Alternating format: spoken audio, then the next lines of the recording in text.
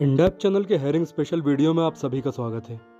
यह वीडियो बहुत ही स्पेशल होने वाला है क्योंकि इसमें हम जानेंगे कि आज यानी 2022 में हम हेयरिंग लॉस के क्लिनिकल सॉल्यूशन की दिशा में क्या काम कर रहे हैं और हेयरिंग लॉस के ट्रीटमेंट के लिए क्या नया डेवलपमेंट हुआ है जिसकी जानकारी अभी या भविष्य में हमारे काम आ सकती है।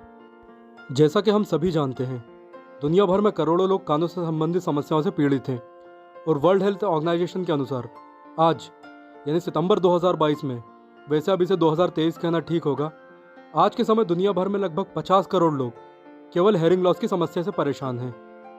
आज हमारे पास एडवांस टेक्नोलॉजी होने के बाद भी हम हेयरिंग लॉस के मेडिकल ट्रीटमेंट की दिशा में वो कदम नहीं उठा पा रहे हैं जो करोड़ों लोगों की क्वालिटी ऑफ लाइफ को बेटर कर सकता है। हालांकि कॉक्लियर इम्प्लांट जैसी टेक्नोलॉजी को और अधिक सोफिस्टिकेटेड बनाने के लिए बहुत तेज़ी से काम किया जा रहा है, लेकिन ये बहुत ही महंगी है और सभी के लिए फिजिबल नहीं है। हम में से ज़्यादातर लोग यही चाहते हैं कि हेयरिंग लॉस से परेशान लोगों के लिए कोई ऐसी गोली, दवा, कैप्सूल, पाउडर या इंजेक्शन आ जाए जो हमारी समस्या को हल कर दे। पूरी तरह से हल ना भी कर पाए तो थोड़ी बहुत राहत दे ही दे तो भी हमारा काम चल जाएगा। इसलिए आगे बढ़ने से पहले मैं अपने उन सभी साथियों को यह बता दूं जिन्हें भी इस वीडियो में मेरी वॉइस को सुनने और समझने में परेशानी हो रही है, उनके लिए मैं इस वीडियो के कंप्लीट टेस्ट को एक छोटा सा वीडियो बनाकर अपलोड कर दूंगा।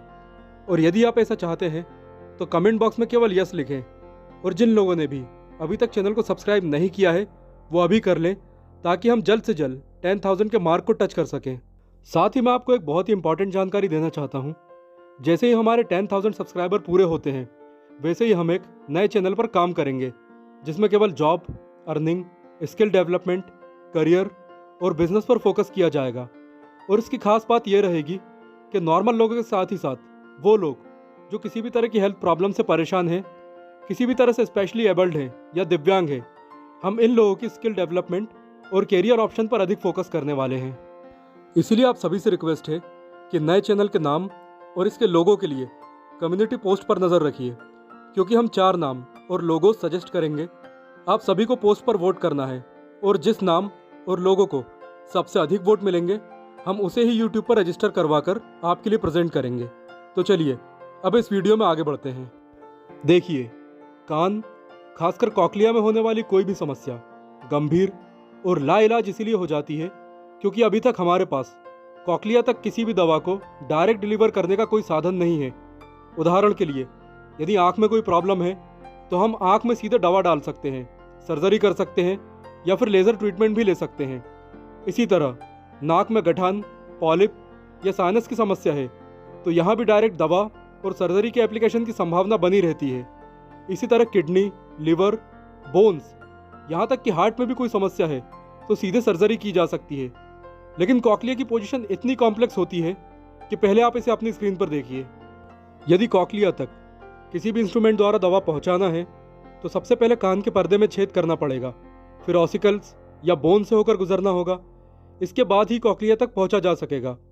और यदि यहाँ ड्रग डिलीवर कर भी दी जाए तो ज़्यादातर मामलों में कॉक्लिया इसे रिजेक्ट कर देता है और हमारी सारी मेहनत बेकार चली जाती है।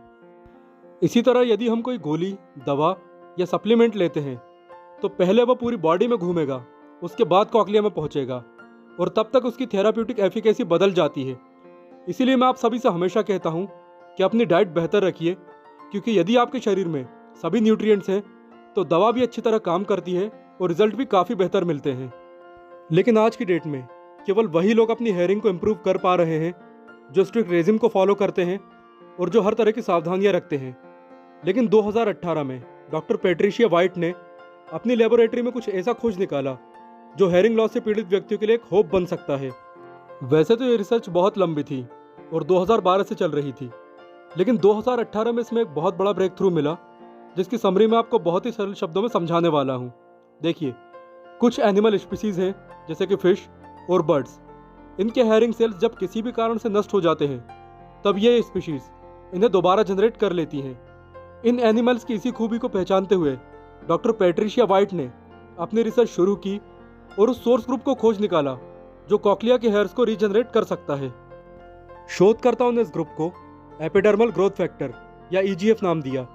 यह ग्रुप पक्षियों का ऑडिटरी सिस्टम यदि किसी भी कारण से नष्ट हो जाता है तो सपोर्ट ग्रोथ सेल्स को स्विच ऑन कर देता है और ये सपोर्टिंग सेल्स नए सेंसरी हेयर सेल्स का प्रोडक्शन स्टार्ट कर देते हैं।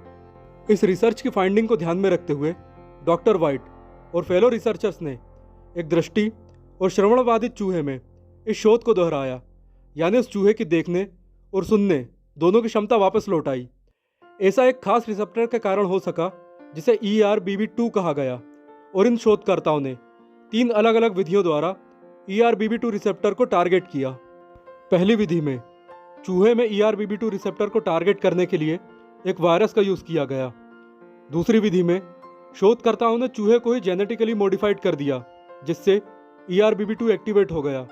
और तीसरी विधि में ERBB2 को एक्टिवेट करने के लिए 2 ड्रग्स का उपयोग किया गया, और वैज्ञानिकों ने इतिहास में पहली बार मैमल्स यानी स्तनधारियों के हेरिंग सेल्स को ग्रो करने में सफलता प्राप्त की। और क्योंकि मानव भी मैमल प्रजाति का ही एक सदस्य है, इसीलिए अब मानवों में भी हेरिंग सेल्स, या सरल शब्दों में कहूँ तो कॉक्लिया या सेंसरी न्यूरल हेरिंग लॉस को रिवर्स करने की दिशा में काम शुरू किया जा चुका है। और ये करोड़ों लोगों के लिए एक ब्रेक थ्रू साबित होने वाला है और उनकी क्वालिटी ऑफ लाइफ को बेटर करेगा। तो दोस्तों, ये डॉक्टर वाइट के एक्सपेरिमेंट पर जानकारी का पहला पार्ट था। दूसरे पार्ट में मैं आपको बताऊंगा कि चूहे और इंसान के कॉक्लिया में कितनी सिमिलैरिटीज होती हैं, और क्या इस शोध के बेस पर इंसान का सेंसरी न्यूरल हेरिंग लॉस ठीक किया जा सकता है। इसलिए यदि आप ये जानकारी चाहते हैं तो चैनल को अभी सब्सक्राइब करें, क्योंकि यहाँ हम किसी तरह के जादुई नुस्खे की बात नहीं करते, केवल वही जानकारी देते हैं जो साइंस और रिसर्च पर आधारित रहती है। और यदि आप चाहते हैं कि मैं इस वीडियो के पूरे ऑडियो को एक टेक्स्ट के रूप में अपलोड करूं, तो आप मुझे कमेंट करके बताएं। साथ ही यदि ये जानकारी आपको किसी भी तरह हेल्पफुल लगी है तो इस वीडियो को अधिक से अधिक शेयर कीजिए, और साथ ही कम्युनिटी पोस्ट पर नज़र बनाए रखें और वोटिंग में अधिक से अधिक हिस्सा लें, ताकि नए चैनल को वही नाम मिल सके जो आप चाहते हैं। And thanks for watching this video.